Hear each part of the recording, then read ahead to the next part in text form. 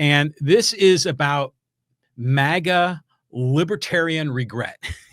And this caused a big stir during the election cycle leading up to the November election within the libertarian community. And I don't know how much of this you're aware of, but I'll kind of give you the story because I think it's kind of interesting. So, the Libertarian Party, which is a party I used to belong to, but I don't belong to it now because it's a train wreck. They're completely disorganized and the party is self-imploding. Philosophically, I'm pretty close to how they believe, not completely, but close. I'm in the right ballpark. So I've always followed the Libertarian Party going back decades. Like I said, I used to be a member of it. I haven't been a member for over 10 years. Well, within the Libertarian Party, which, by the way, they're the largest of all the third parties. They're bigger than the Green Party and the Peace and Freedom Party and all these other, smaller parties. But there's still really zero impact on what's happening in elections. I mean, come on. I mean, we know the Electoral College and the whole system is rigged for Republicans and Democrats, and it's near impossible for a third party or an independent candidate to kind of break through. I mean, the last one that had any kind of a chance at that was Ross Perot, and that was, wow, like 30 years ago. But there's a guy named Dave Smith who is a very vocal guy in the libertarian, I guess, online community. He's actually he's a comedian by, quote, day. His day job is a comedian, but he's always on podcasts, and he's very knowledgeable and articulate on a lot of issues. There's a lot of people think he's right or wrong. I mean, we can debate some of that, but he's a well-known guy online in the libertarian online space. He and this whole group of people within the Libertarian Party formed what they call the Mises Caucus, which is supposedly built off the ideas of Ludwig von Mises, who's an economist. And they are trying to embrace Mises's ideas. I think this organization is run out of Auburn University.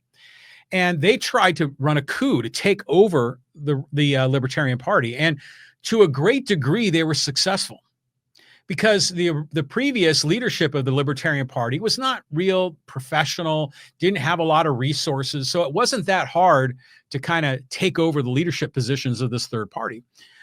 Well, Dave Smith and the Mises Caucus in the Libertarian Party took a very different angle on a lot of issues. I mean, they were pro-Trump. They were pro-tariffs in some cases. They were definitely anti-illegal immigration.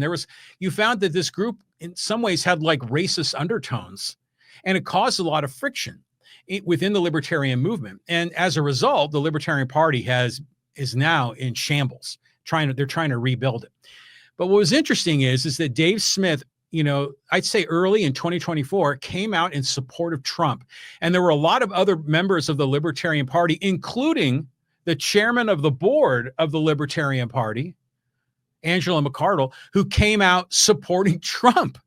This group tried to get the Libertarian Party to endorse Trump. Trump came to the Libertarian Convention, was booed, got some cheers. But, the Libertarian Party, there's a lot of scatterbrained folks out there that don't really necessarily believe in libertarianism as much as they believe in nihilism. They just want to see everything blown up, and Trump is a guy that can do that. But anyways, Dave Smith came out supporting Trump, and now Dave Smith says he regrets it, and he apologizes, and he was wrong, mainly because Trump is getting us involved in this Israel-Iran conflict.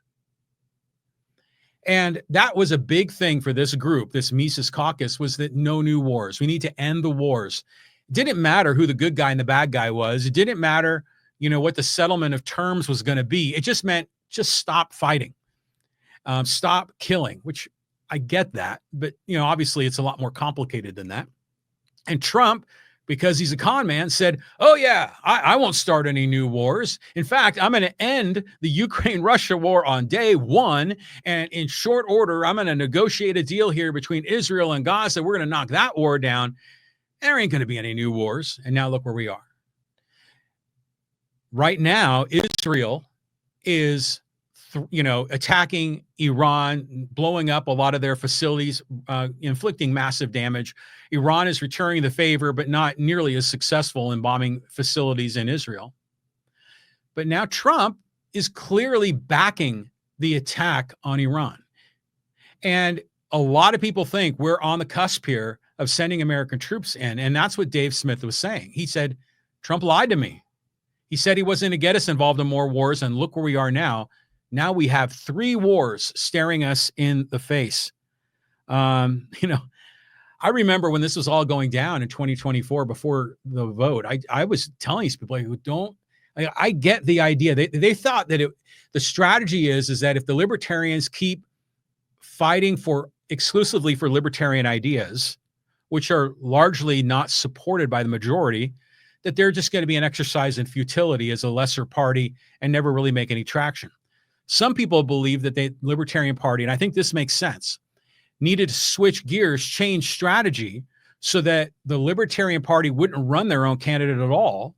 They would instead endorse the Republican or the Democrat that promised the most libertarian policies to be implemented in their administration, which I think makes a great deal of sense for a third party, because it's impossible to break through as a candidate, as a third party candidate. So here they could at least have some sway with the 2 or 3% of the population, which these days can break a tie or break a close race.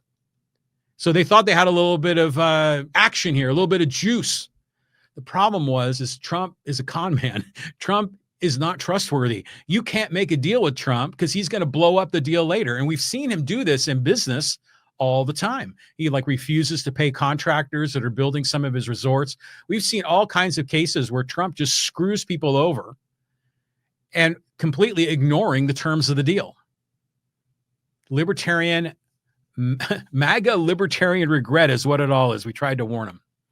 So now keep an eye on the Libertarian Party. I'm hopeful that they're going to get their act together. I have no confidence that they are going to do anything. I've kind of gotten to the point here where a lot of the ideas that I talk about on my podcast, are inalienable rights of life, liberty, and the pursuit of happiness, and the notion that we're all created equal, which means we have equal rights. And, a lot of these ideas are really important, talking about free markets and free enterprise and the benefits of capitalism to build wealth and bring people out of poverty. There's a lot of really important messages that the Libertarian Party kind of sort of represents, but never really articulates it right, and certainly has no fundamental philosophical basis to it. So that's why I'm doing part of my podcast, to talk about a lot of these things, because I think it's important that we understand there are different ways to think than the ways that we're being presented with in the media. It's not just red or blue. It's not just Democrat or Republican or maybe some MAGA, but there are 3rd, 4th, 5th, 6 different kinds of opinions, ideas, different perspectives. And that's what I want to bring to the table. In fact, my opinion, a lot of the ideals that I speak about in my podcast, which in many cases are libertarian or libertarian-ish, are really the founding ideas that built the United States of America. And it's right there in the Declaration of Independence. And many of those rights are guaranteed in the Bill of Rights in the Constitution. So hopefully the libertarians kind of figure things out. I'd love to see them have some success, but I'm not planning on it.